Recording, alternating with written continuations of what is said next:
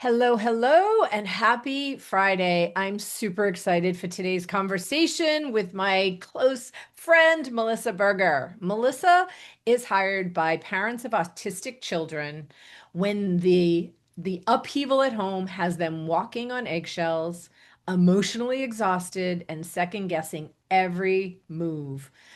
Her partnership provides a space to thoroughly sort through all the advice coming at them, reprioritize their self care so the parents can feel confident in their choices. Oh my God, the work she does is so amazing. Melissa understands the emotional challenges faced through her own journey navigating her daughter's diagnosis. With 32 years of leadership experience and professional coaching, certification, she offers a 6 module course, one on one sessions, and a supportive community. Her work ensures that parents feel fully supported and equipped. It is so important and so necessary. Melissa, I'm super excited to have this conversation with you today. Thank you for being here. Thank you. This is exciting. Yes. So share with the listeners your journey. Because your journey is a little bit different than other parents who have autistic children. So share with the audience your journey, how you got here, all the good things. Okay. So, again, thank you for having me. My journey started with COVID.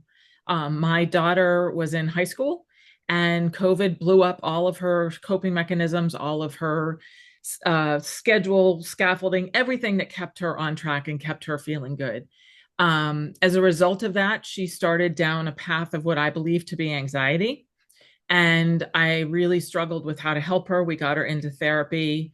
After about 6 months, the therapist reached out to me and said, this isn't in my wheelhouse. I don't know what's going on. As a result, she referred us to an outpatient program at a local hospital.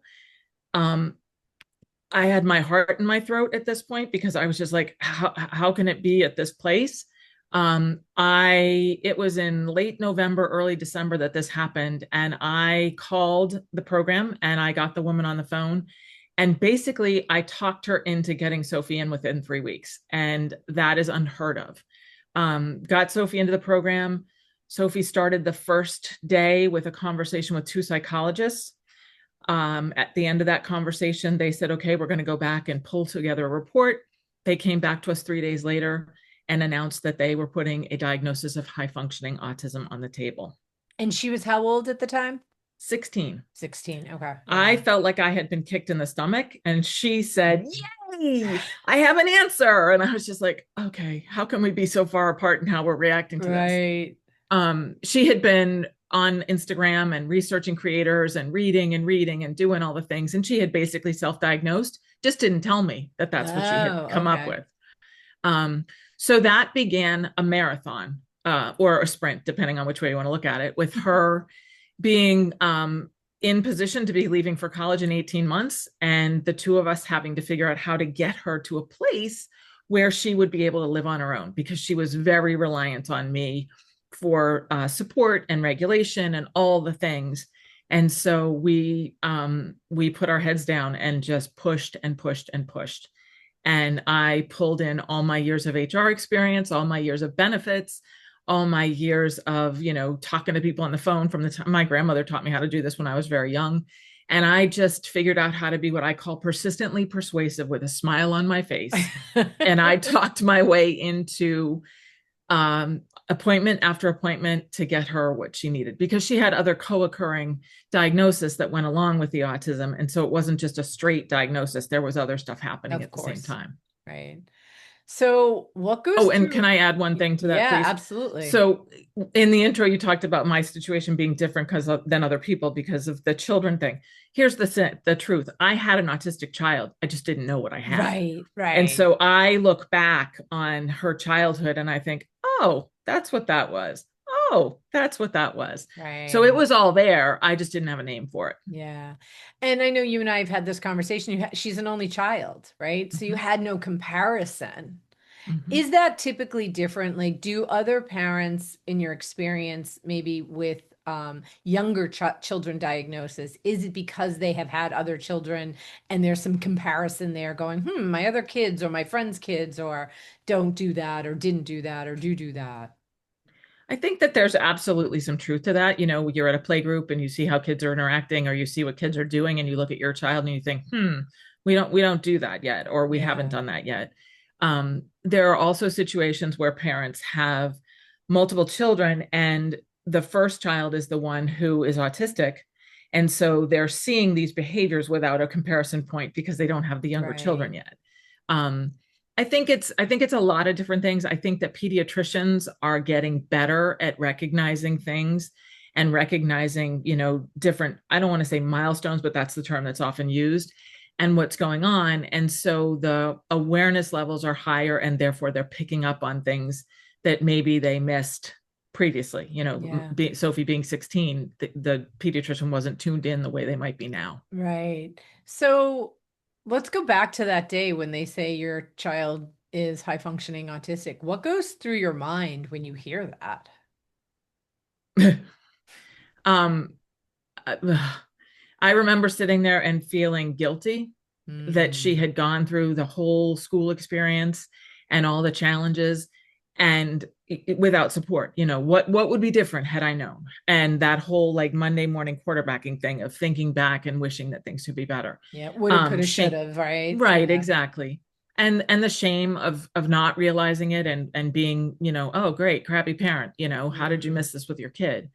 um and then just sort of like looking around and just saying, oh God, what do I do? What does this mean for her future? That was one of my big questions, was what does Mm. this mean for the future?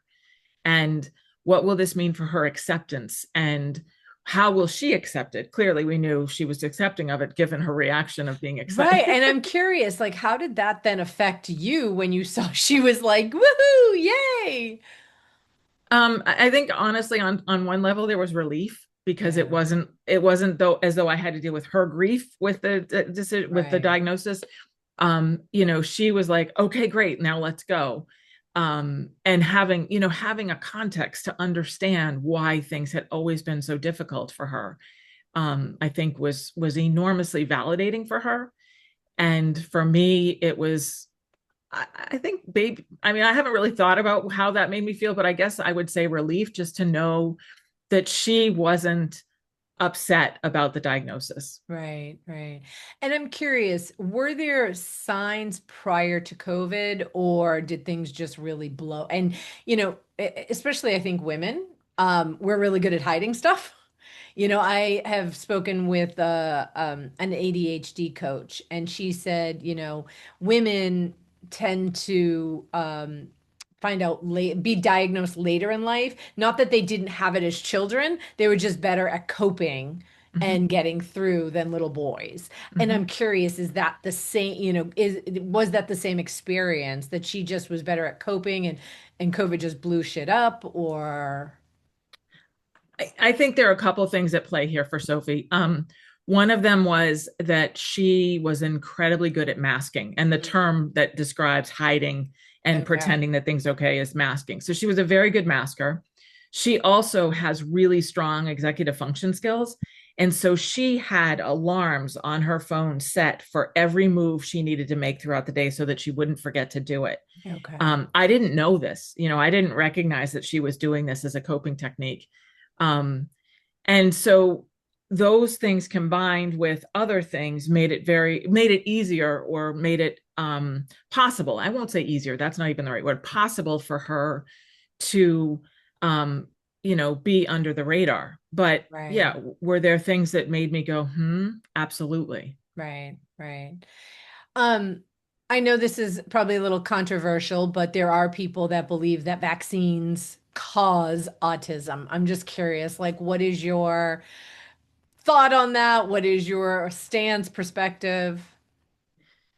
Oh boy. Okay, so the initial response to that is that I don't know whether vaccines cause harm or not. I'm not. I don't. That's not something that I've spent a lot of time researching. However, I will say that our pediatrician that we went to when Sophie was little had a very clear mandate that every child in that office would be vaccinated. So even if I had said, no, I don't want that, I wouldn't have been able to see that pediatrician. Right. I wasn't that parent that questioned the pediatrician. I just went with it. Uh, the current political climate with RFK Jr. and all of his, nonsense about vaccines, et cetera, and his desire to create a registry and all these things, that alarms me greatly, Mm, and causes, some serious concern. But I guess the way that I look at all of this is that I'm not looking back. I'm looking forward. However we got here, whatever reason right. that Sophie is autistic, I'm not focused on that. Is it genetic? Absolutely. There are components of it that are genetic. Can I look into my family tree and pick off people that are probably autistic? Yes, I can. Have they been diagnosed? No. Right. Would it have changed my decision to have her? Absolutely not. So I don't focus on what's already done. I'm looking forward. I love that. You mentioned, people in your family tree, and we chatted a little bit about this before we got on, right? Neurodivergent, autism, those were not terms that were, I think, even in existence when we were in school. Why do you think that is? What has changed over the last 30, 40, 100 years that all of a sudden it's a buzz. I mean, I hate to say it, but it's a buzzword, right? Like it's a word that everyone knows, not that it's a buzzword, but it is a very common term where it was not, Mhm. even 20 years. I mean, 10 years ago. 10 years ago. Yeah. So what has changed in your opinion? A few different things have changed. So first off, I would say that awareness for psychologists and psychiatrists and pediatricians who are looking at kids and looking at the developmental process and recognizing where things might not be on the track that is expected. And so there's a heightened awareness and a heightened ability to look in and say what's going on here and ask some questions and do the diagnostic tests necessary to identify. I also think that there has been a real push to recognize that little girls can be autistic too. Mm, And the stereotype is that the little boy is lining up his trains, or he's laying on the floor watching the car wheels go, as roll by as he's playing with them, or that they're lining their toys up in a row, because that's what they like to do. right. With little girls, they may do that, but they may do other things that are considered to be more, um, I don't know what the word is, more stereotypically expected.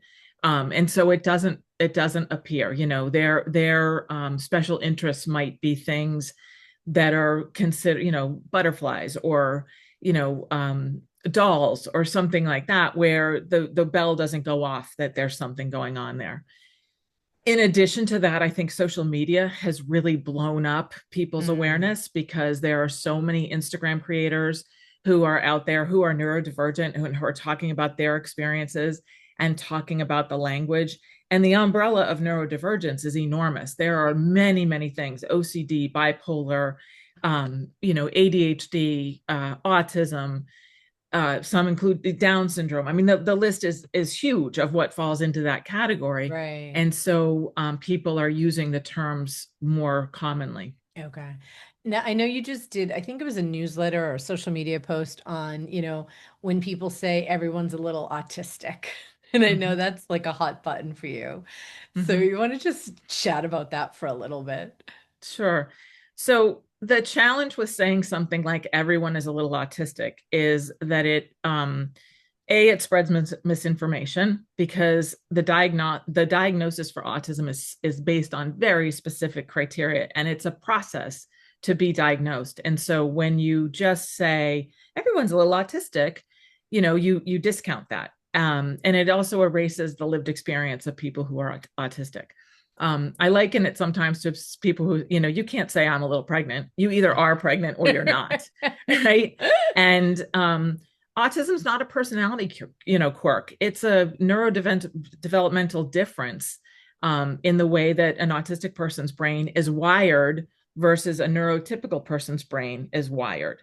And so I just really feel like when we say things like, oh, everybody's a little autistic, that's discounting all of that. What you can say instead is, wow, I can relate to that in some ways, but I know it's different for an autistic person. Right. Or something like really asking good questions and learning about autism. People tend to be very quick to make judgments, and this isn't a place to do that. Right. What are some I'm going to say it wrong, but what are some things parents can look at to say, maybe I need to go have my child tested? Like, I don't want to say signs or some symptom, you know what I mean? I don't know what the word Right. is, but Right.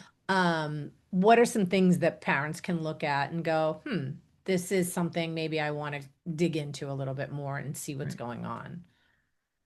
So language acquisition is one of them. Kids are the goal is that by a certain age, kids are going to have a certain number of words.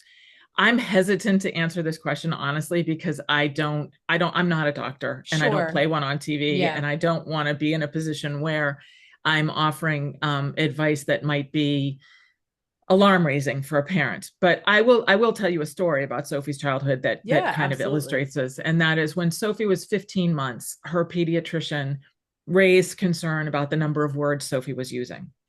And so she told me that, and I happened to be having a conversation with my mother, and my mother's friend is an audiologist, and so my mother obviously had a conversation with a friend, and her friend immediately put up the flag that Sophie's hearing needed to be tested.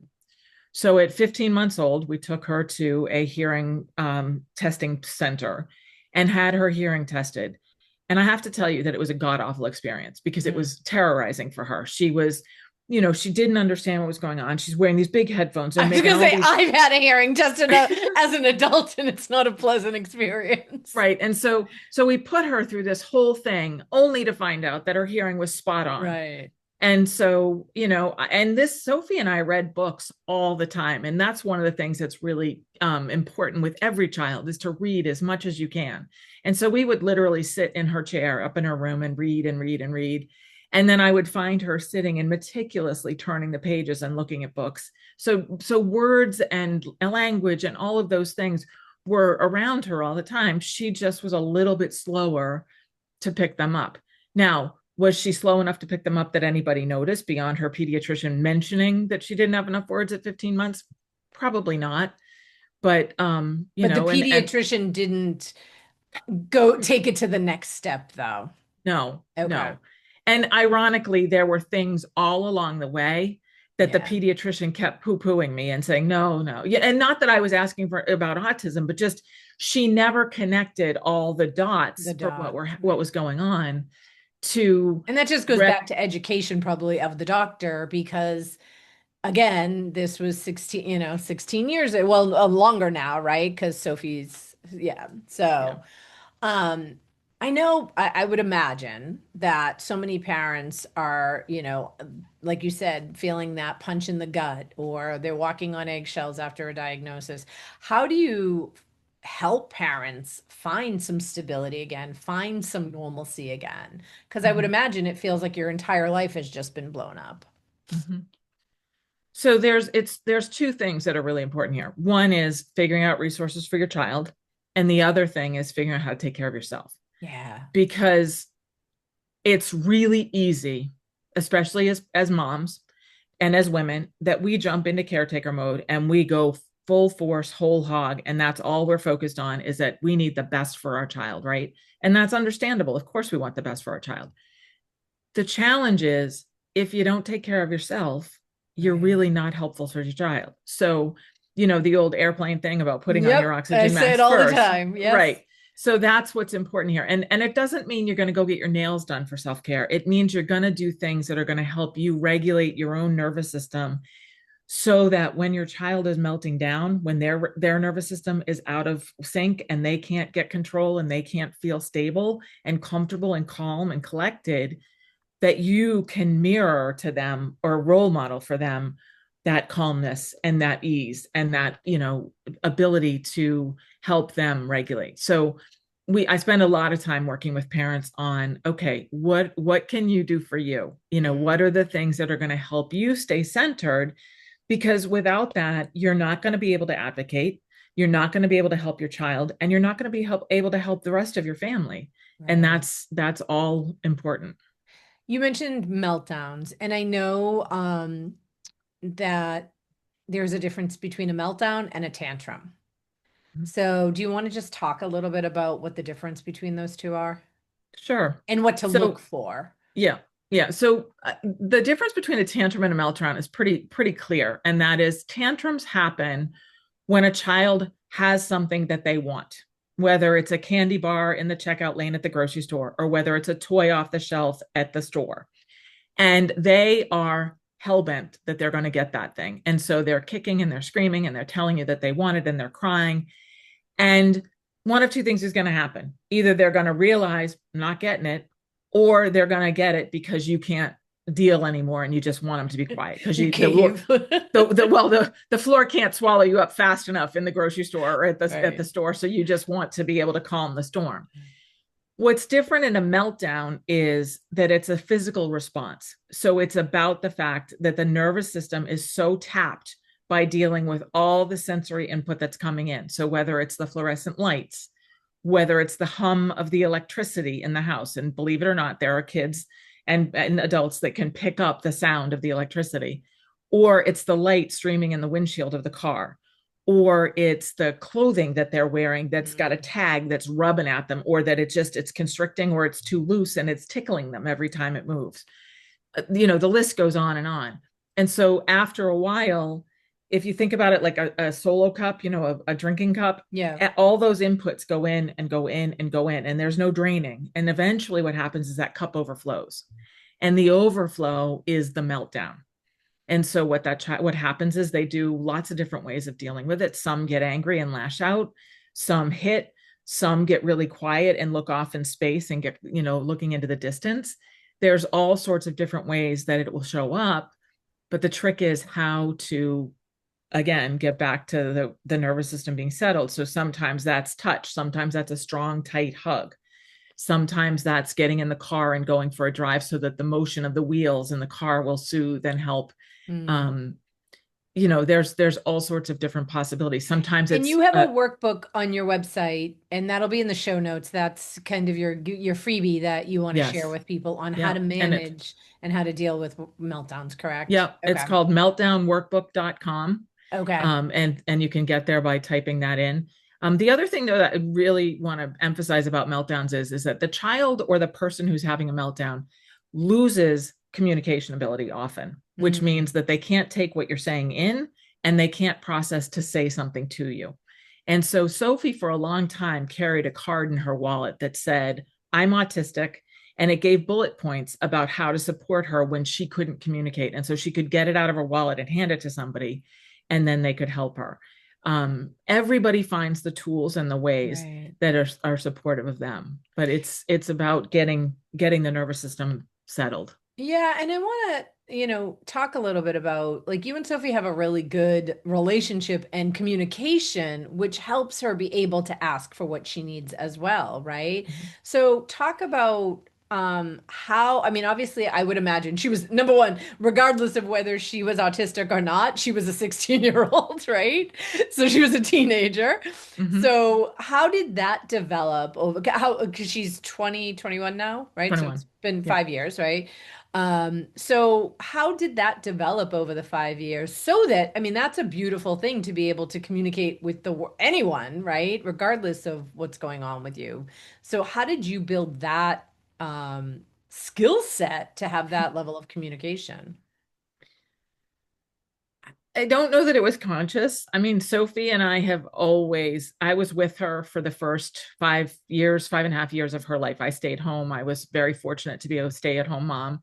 And so she and I spent all of our time together. And then when I went back to work, I figured out ways to be included in her after school life, whether it was volunteering with the Girl Scouts with her or doing other things with her. Yeah. Um, but I made a point of always making it clear that she could say anything she wanted to me, and there wouldn't be judgment and there wouldn't be a ramification as a result of what she said to me. And so I think that was the foundation. And then when she was diagnosed, we got into stuff so heavy and so fast that there had to be clear communication. And it doesn't mean it was always perfect. I mean, we went to Right. some doctor's appointments, and I would sit there and watch what was going on and think, oh God.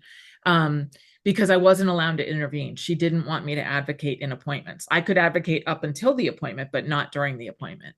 Well, and she Um, was also, a pseudo adult at that point too, right? So I yeah, think there's probably pros and cons with that because it's different with a, 2 or 3 year old diagnosis versus a 16-year-old, where the 2 or 3 year old is just showing up at the doctor's appointments because the parent took them there, right? right. And the parent's going to do the talking, and the parent's going to Exactly. be able to share Yeah. what they see. Yes. Yeah.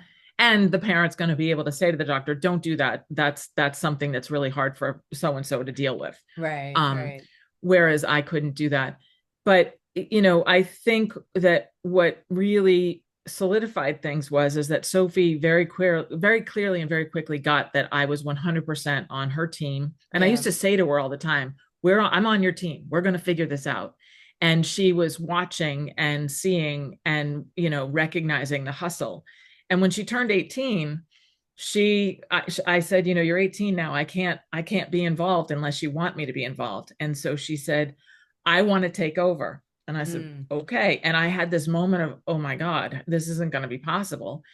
And she did for a little while. And then she recognized that it was a lot more than she thought it was. And so, so she On signed all second the, thought, Mom. so she signed all the paperwork to get me back on to being able to help her. Yeah. Um, but I think that that's part of promoting independence. And so as much as I can, I give her the latitude to say, you do this. I don't want to do this anymore. And I think that's with any parent when your child becomes, and I'm air quoting for those listening, an adult, right? So it's Mm-hmm. finding that balance. I'm here to support you, but I also want you to have autonomy in your own life. But I'm always going to be your parent, right? Right, right.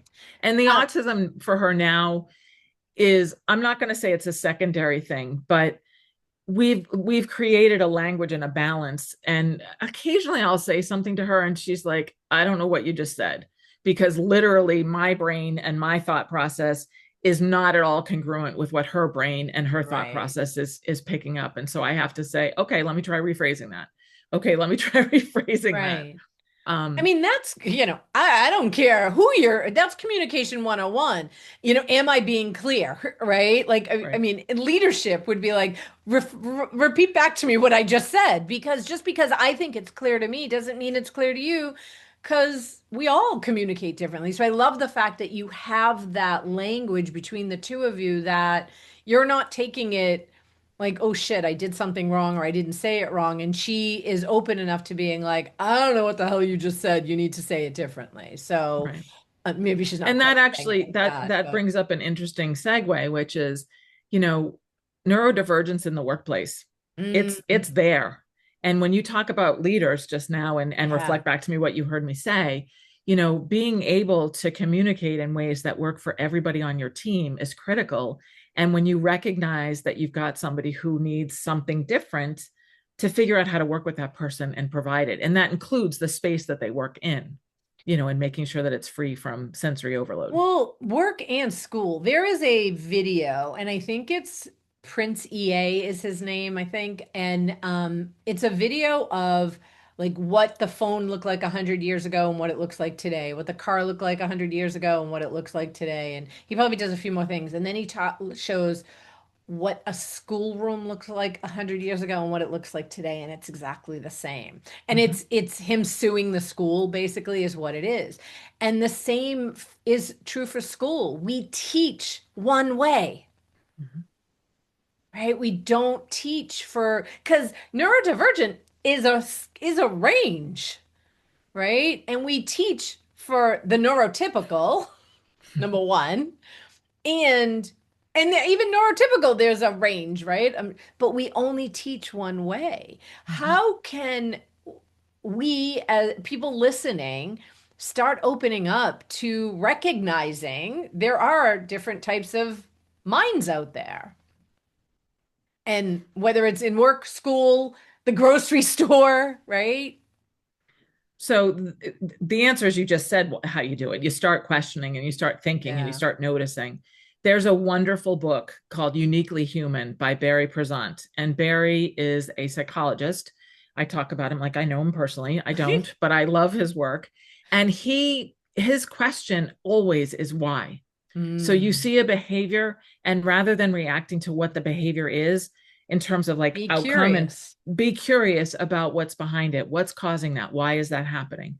um, the hardest thing I see right now with the school systems are in this pressure point between trying to manage the city's budgets or the Yeah. town's budgets for what they can offer, and then what the kids need, and the fact that there aren't enough people who want to be teachers because it's pretty thankless. Right. And so there's a real deficit on the side of what the support based on all of that. And so it creates a really difficult situation for the teachers in the classroom, because it's not that they don't want to, they have hearts bigger than you and I combined. Right. They Right. just are limited by the situation they're in. But I really believe that all of us benefit from the question of why. And Mm. it works beyond just this dynamic. It works Oh, in every situation. 100%. Yeah. Ask yourself why something is happening, and then ask, if it's possible, ask the other person, say, what's something's going on here, how can I help, or what could I Yeah. help you with, or what would be better, or what would be, useful. I love that. So I want to talk a little bit about language. So can you explain why the descriptors like support needs versus functioning levels matter? Yeah.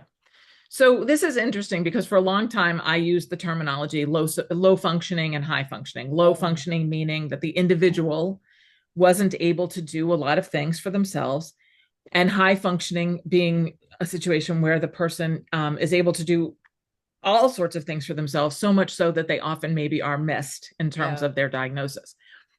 Um, After a conversation one day with my daughter, she said, Mom, there's a better way of describing it. And the way to describe it is high support needs and low support needs. Mm. And the reason that that's so critical is that high functioning, low functioning puts the onus on the individual to perform to Like the they could do societal, better if they just right, tried. right, or Yeah. the societal expectation of Right. what is, Yeah. needed, versus support needs puts the expectation on society to Mm. help create what's needed for the person. And so I really like that, and I really like the fact that it opens up and takes the pressure off of the individual and puts it on the people around them to help them and Yeah. support them. I love that. What about, and you and I had this conversation, I was like, oh, this was even interesting to me. So, identity first language versus person first language. Sure. So identity first person language is to describe my daughter, my autistic daughter. So to put the descriptor of what she is in front of the fact that she's my relation. The other way to say it is my daughter who is autistic. It within the autistic community, there is a big range of who likes which language, Hmm. but more commonly, the language of my autistic daughter is the preferred language. But that doesn't mean that there aren't people that would rather have my daughter who is autistic. When I write in my newsletters, I always use first person language. But I think I said this to you earlier. The adage is if you know one autistic person, you know one autistic person. And so to make blanket statements about how everybody wants to be referred to is very inaccurate and is a mistake. And so to It's similar to asking pronouns, right? Like, yes, what are your yes, pronouns? yep, yep, Yeah. Um, can we talk a little bit about presumed competence and why that's important? sure. So the idea of presumed competence is that unlimited possibility, right? Mm. Because you're capable of doing anything that you want to. To not presume competence or to not use that term or not use that belief system means that you're limiting someone to whatever you think they're capable of doing. And so, for example, a person who has high support needs, you might say they're never going to be able to do X, Y, or Z. So you've just basically created the reality that they're not going to do that. But by saying, hey, they might be able to, or they will be able to, presuming competence, you're giving them space to grow into that possibility. And so it's just a much more positive way of looking at things. And that's why I like the terminology presumed Yeah. competence.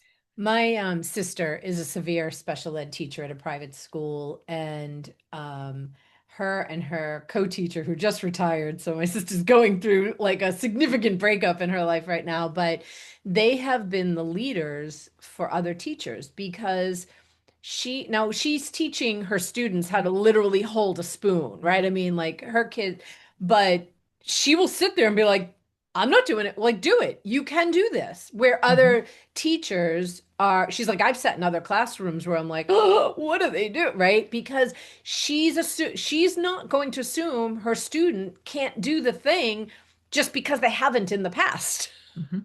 Exactly. And it Presume makes competence. yeah, it makes a big difference. Hmm. Absolutely.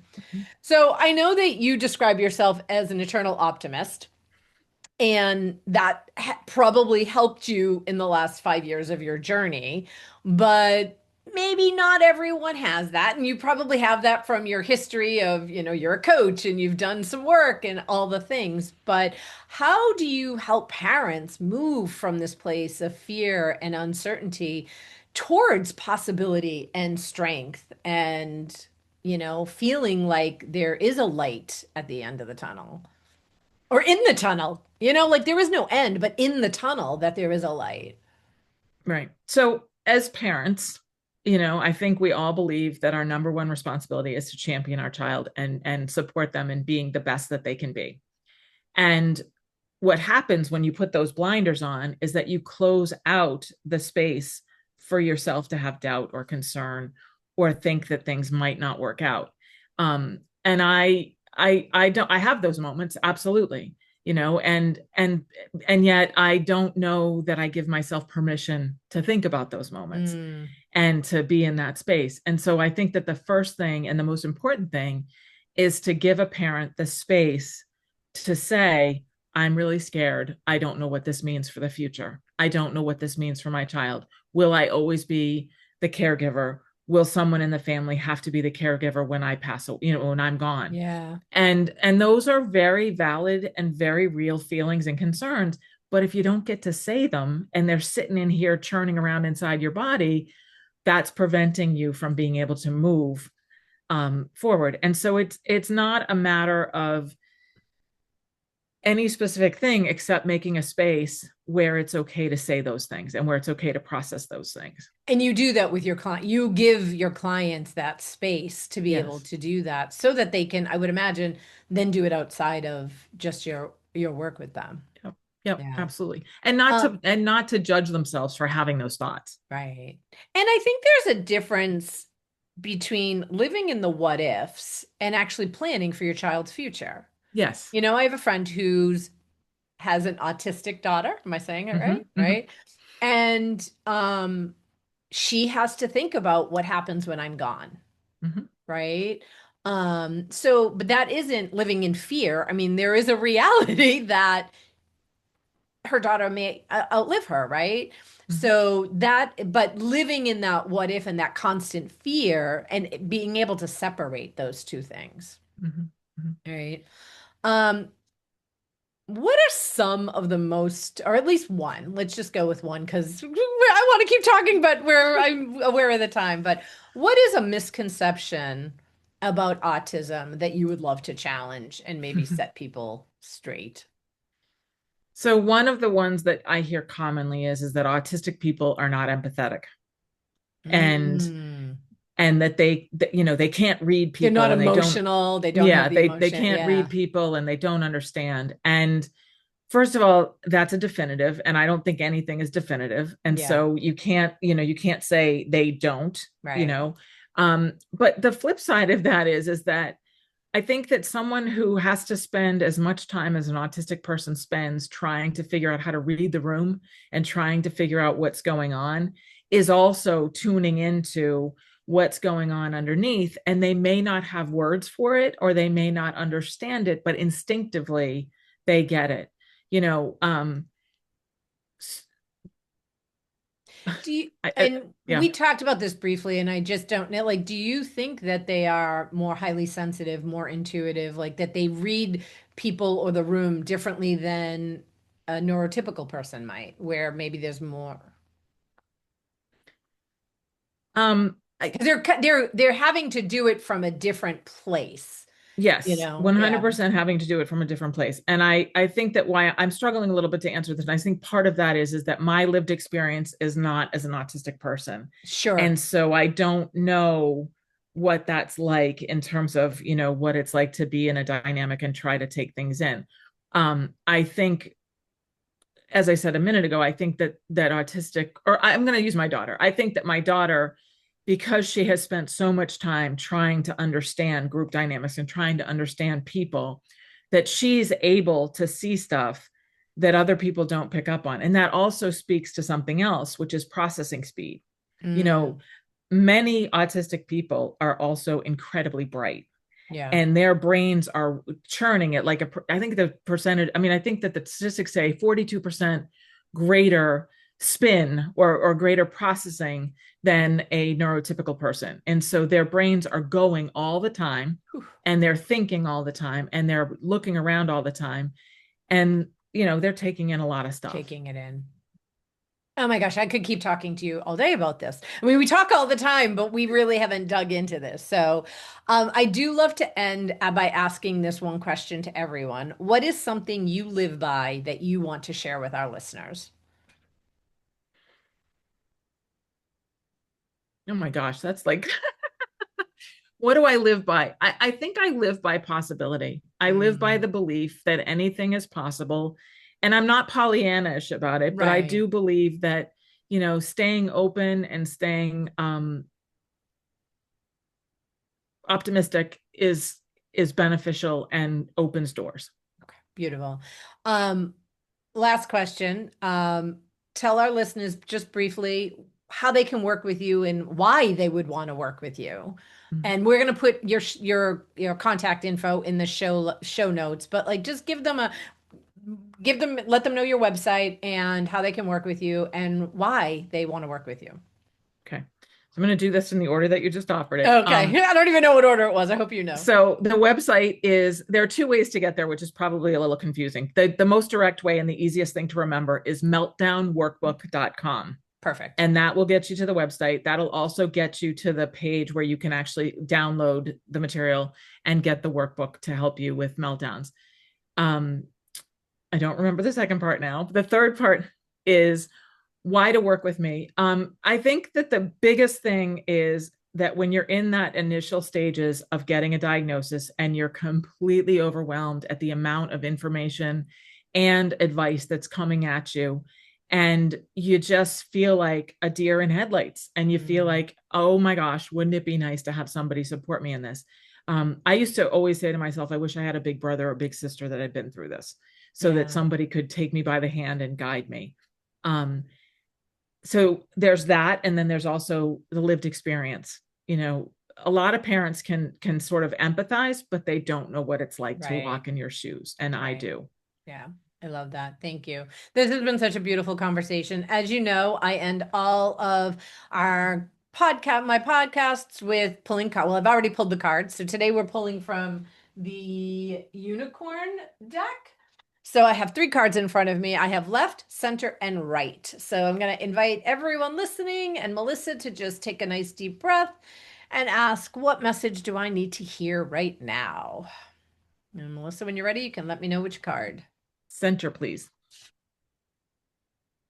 Prompting, call a friend today. I love that. This is our daily check-in call, apparently.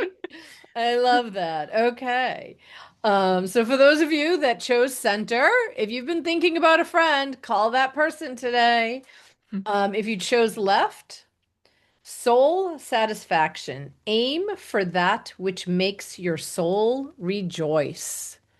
Ooh, what makes your soul rejoice? I love that there's water in the background. If you love water, and there's also mountains, so get out in nature. And if you chose right, wishes, be careful what you wish for, as one wish will be granted. And I'm going to end on that note. I am really learning how important language is in what we bring. Language are spells, and we bring what we speak to truth. So pay attention to your language, your language. Melissa, thank you so much for being here. This was such a great conversation. You, Thank all you. of Melissa's information will be in the show notes, so go check it out. Thank you, and Thank you. have an effing Friday.